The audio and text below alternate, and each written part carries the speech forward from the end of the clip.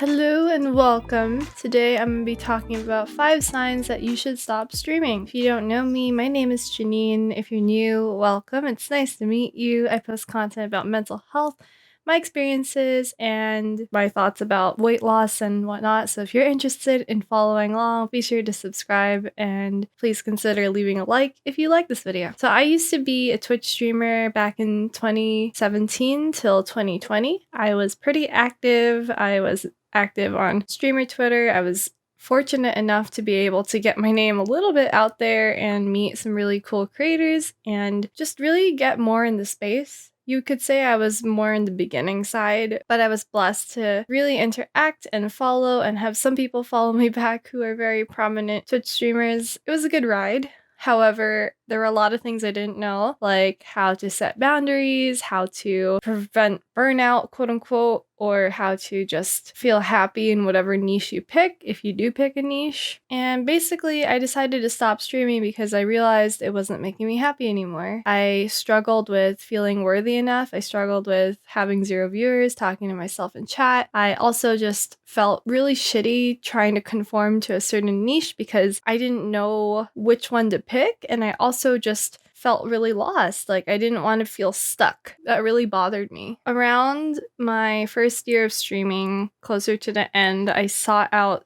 a stream coach because I saw a YouTube video about Twitch tips and she provided one-on-one coaching, and I found that mostly helpful. It did teach me a lot about marketing and also just gave me different ideas, but then it also, I think, affected my mental health in that there was a lot of pressure to just really follow that, and I couldn't just stream for fun anymore, which is partially the reason why I started it. It's difficult because we all want to like grow and be our best, but at the same time have an audience to stream to, and sometimes I think there's a little bit of a compromise that has to be had where like, okay, I do need to diversify my content. I do need to provide some sort of value so that people keep coming back. The thing is that when you are the product and you are your brand, it can feel really, what's the word? Debilitating, really sad. It feels like you're not enough. Why can't I just show up and be me? Why do I have to give XYZ in order to provide value? Isn't the value just being? And honestly, that's true. It's just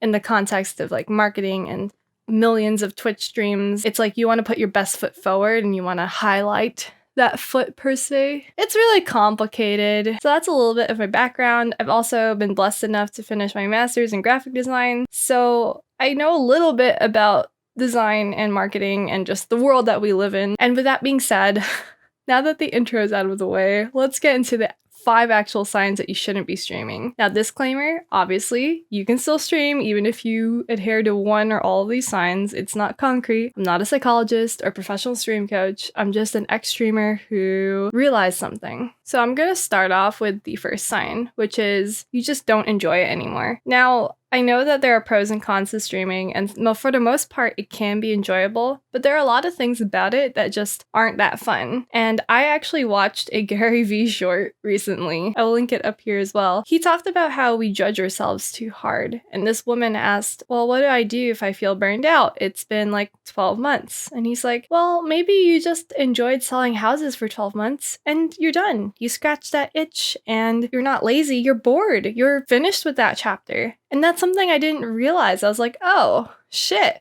Maybe I wasn't burned out with streaming. Maybe I just didn't enjoy it anymore. Maybe it's not that fun. Allowing myself to be away from the space, be away from a community that really needs that like constant, hey, stream every day, show up every day assurance. It made me realize like, wow, I really did not enjoy doing that. And that's why I'm not doing it again. Like, mind you, yes, I stream sometimes, and I'm trying to kind of get back into it, but I can't do it with the same tenacity as before. And it's not like I want to be a pro streamer. It's just, it's a tool to connect with my community. So it's a little bit of a different mindset. But learning that and hearing that perspective really opened my eyes and made me realize, shit, this doesn't make me happy, or it doesn't make me as happy as it did. And maybe I scratched my itch for streaming like 2-3 years ago. Or maybe we try again on YouTube and everything gets better. But needless to say, that's one of the things where I was like, So I'd implore you to ask yourself, do you actually get happy from streaming? Do you enjoy talking to people live while gaming? Do you enjoy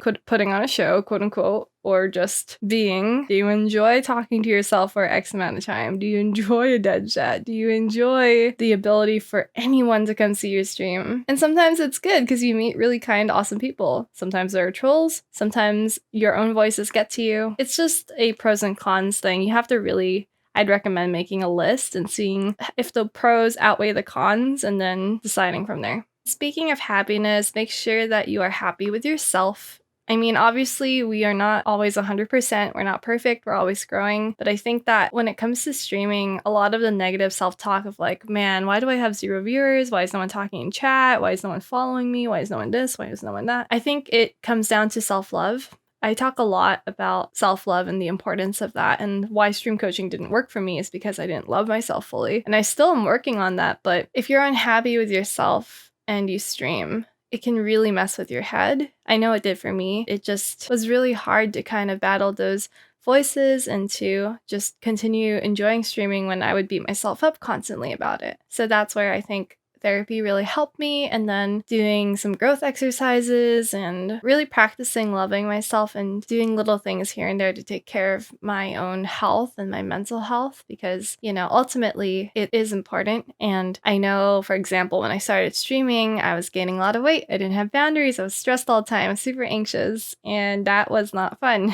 It ended up affecting my relationship. It affected my overall happiness. It affected my education a little bit. It was something I had to learn, and I think it helped me overall be stronger. But definitely I would have let myself just not do it and focus on other things that are a little bit more important to me versus just trying to feel like I had to have the obligation to stream. I didn't want to kill my chances of growing. So number 2, the second sign that you shouldn't be streaming is that you are relying on others too much for validation. Obviously, we live in a world where it's hard not to get a little dopamine rush when you get a like, a follow, a subscription, a tip, because, you know, it's an affirmation. It's like, hey, I like you enough to follow you, and I'm gonna keep updated with everything that's going on with you. I'm gonna support you. And you're like, thank you. You feel so grateful because all your hard work is paying off with each new community member, and it's exciting. But of course,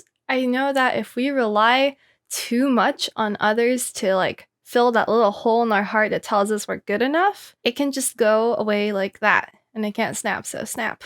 If you get one negative comment, it could ruin your day. That's how I felt. I was so grateful and excited. And when someone would write something nasty, or trolls would come in and comment about my weight or about how I'm doing, or just question the validity of my content, shit, that almost broke me. It was awful. And I got stronger each time, so I did learn how to manage it, but it was still very stressful. And I realized that no amount of likes, no amount of followers, or who's following you is going to fix you. It's just it's an awesome addition, but it shouldn't be like the whole thing. It shouldn't be the main thing that's like keeping you going. Like, I remember when popular Twitch streamers would follow me back, I was like starstruck. I was just like, oh my god. And I would have a habit of checking if they continue to follow me for like that validation. And I realized that it was really unhealthy. It's like, it shouldn't matter if they're following me. I should know that I'm awesome enough to be followed by anyone. And because they have success, it doesn't necessarily make them better. I do admire them and I appreciate them, but I should not rely on that.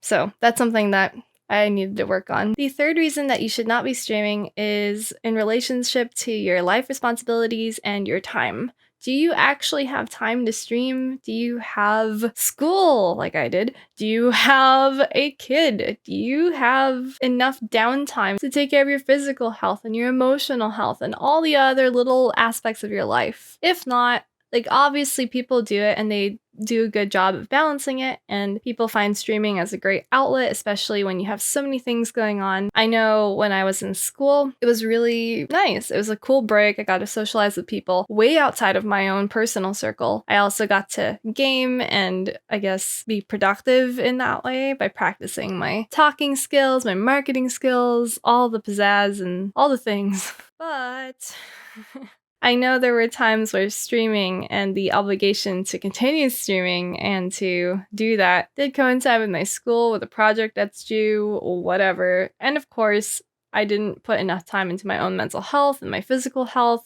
I mean, the key word is balance in all of this, but I think really assessing what responsibilities you have if people are depending on you to live, like a pet or a kid, etc. I think there has to be some very key organization. And sometimes your significant other, your pet, your whatever, needs you at that time and you can't stream, and that's fine. Maybe it's just not optimal because streaming does take a lot of time and energy. It's a very unique thing and occurrence, and sometimes it might not be worth it. Maybe it's not worth it to spend 3 hours live. Maybe just make a 10-minute video where people can click and watch and hopefully subscribe and like.